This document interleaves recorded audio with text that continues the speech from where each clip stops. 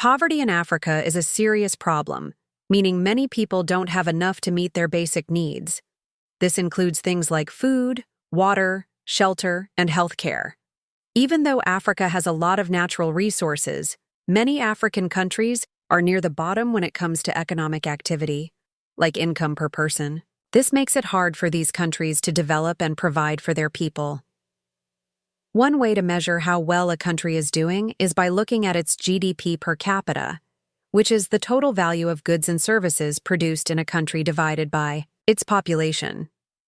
In many African countries, this number is very low, meaning that people don't have a lot of money.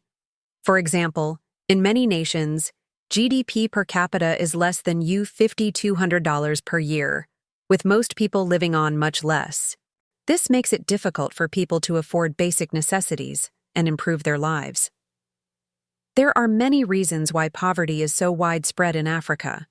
One reason is the mismanagement of land.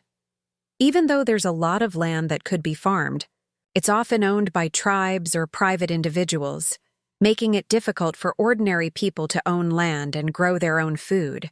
This forces many people to work as farm laborers, which doesn't pay very well.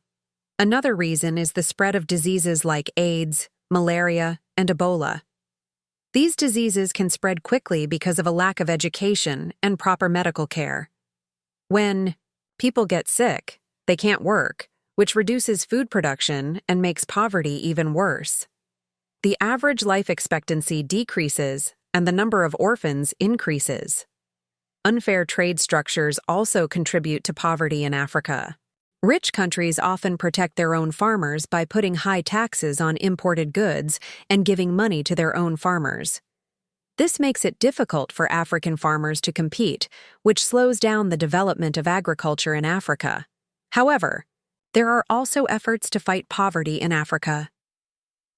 Organizations like SOS Children's Villages work in many African countries to provide homes and support for orphaned and abandoned children. They also run programs to help families stay together and prevent children from being abandoned. Another important factor in fighting poverty is access to electricity and digital technology.